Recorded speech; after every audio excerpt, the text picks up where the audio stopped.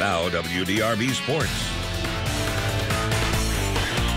Julie Herman served as second in command to Louisville Athletic Director Tom Jurich before Rutgers hired her as AD May 15th. The position opened after a player abuse scandal cost the former AD and men's basketball coach their jobs. Today, Herman found herself on the back page of the New York Daily News for the wrong reasons. Details have surfaced about Herman's own past issues with accusations of player abuse. 16 years ago, Herman quit as head volleyball coach at Tennessee, the school she worked at before U of L. That was after all 15 of her team members submitted a letter complaining she ruled with humiliation, fear, and emotional abuse. The New York Star-Ledger reported details from that letter. In regards to Herman's behavior, the team wrote, quote, "The mental cruelty that we as a team have suffered is unbearable. It has been unanimously decided that this is an irreconcilable issue," end quote. The letter also said Herman called players whores, alcoholics, and learning disabled. As if that wasn't enough, Herman was also asked at her introductory news conference about a 1997 jury verdict that awarded $150,000 to a former Tennessee assistant coach. That coach said Herman fired her because she became pregnant. Herman was a bridesmaid in that assistant coach's wedding, but she told the Star-Ledger last week she didn't remember attending the wedding. Herman not only caught the bouquet, but recorded a message saying she hoped her assistant's wedding night wasn't too good because she didn't want to come back in February with any surprises in the office. Another former Tennessee assistant and several staffers at U of L have since come to Herman's defense. Rick Bozich joins us now with a sports page and his thoughts on the Julie Herman situation. And Louisville's athletic director Tom Jurich even weighed in himself as to whether or not he knew about the situation at Tennessee with Herman when he hired her 16 years ago at U of L. Well, Steve, Tom Jurich weighed in a long time ago. Julie Herman does not get this job without a strong endorsement from Tom Jurich. That's why they hired her, because of her track record at U of L. He said what happened at Tennessee was something he was aware of, but he chose not to disqualify her from the job because a lot of coaches leave with disgruntled players. If you look at her record at U of L, it's very solid in what she did to build up the gender equity sports. Jurich was quoted in the Star-Ledger saying, "I knew things didn't end well, but that happens with a lot of coaches. But I can't help wonder how it's another situation in college sports where it's not necessarily the controversy, but the cover-up, and how Herman handled this evasively from the get-go." Well, especially the comment where she made was there is no video, practically daring the media to find the video. Guess what? They did. There's not only a video of her at the wedding, she caught the bouquet from the bride. Not to mention the person that had the video sued Herman. Correct. For $150,000. But lastly, it's even gone beyond college sports. Politicians got involved in this now.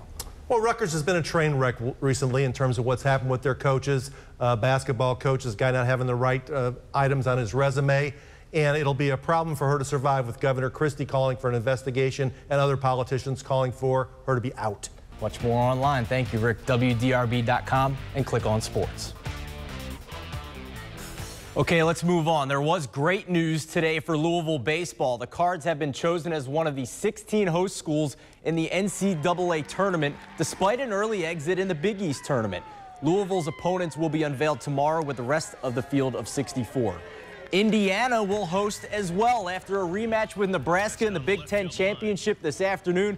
Winner take all after the Hoosiers lost on a walk-off homer in the 11th last night. Bottom of the ninth, tied at 3.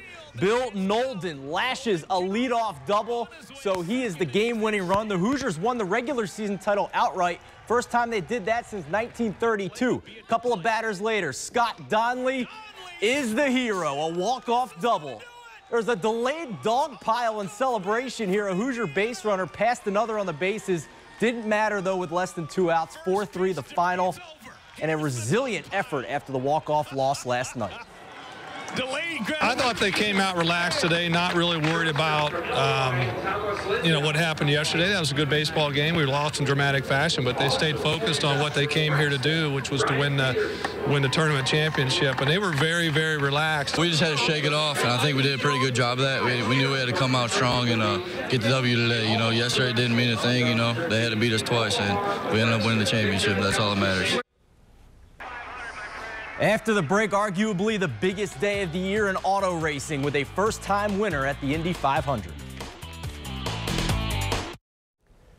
UK softball lost Game 1 last night in its second trip to the Super Regionals in program history. That meant the Cats had to beat Arizona State twice today to advance to the College World Series. Game 2, second inning, Nikki Sagerman, solo home run. That tied the game up at 1. Still tied now at 2 in the 5th. Haley Steele singles to right.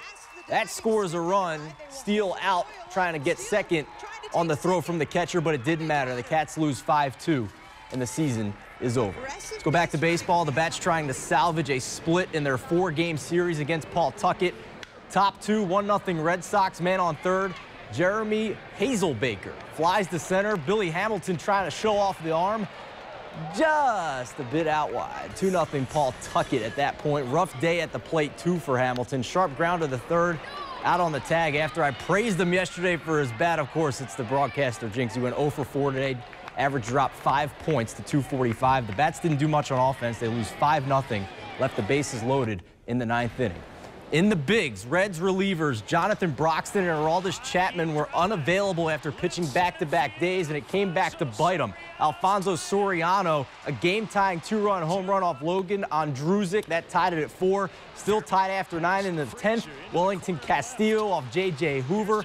That was the difference. Johnny Cueto gave up just 1 run in 7 innings off the DL, but the Reds blew a 4-0 lead and lose 5-4 in extra innings. In golf, WKU alum and Paducah native Kenny Perry took a 2-shot lead into the final round at the Senior PGA Championship. He did not finish well, though. 13th hole, this chipped his second shot. Can't get it to stop. Ball speeds right past you with double bogey and dropped to 10 under. That put him in a tie with Koki Idoki. 17th hole, birdie putt for the lead, finds the bottom of the cup. Idoki beats Perry by 1 stroke, 11 under par in his first event in the USA. Memorial Day weekend means the running of the Indianapolis 500. On a restart with 3 laps to go, Tony Kanaan jumps to the inside of Ryan Hunter-Reay and takes the lead. Just seconds later, Dario Franchitti wrecks. That means the race finished under a caution. Kanaan wins his first Indy 500. His wife Lauren couldn't believe it. The traditional gulp of milk, Tony Kanaan's choice, 2%. And one more note before we head out over on WDRB. The Coca-Cola 600 is ongoing. Give you an update in that race right now. Kevin Harvick leads with 65 laps to go. Thanks for joining us. We'll see you.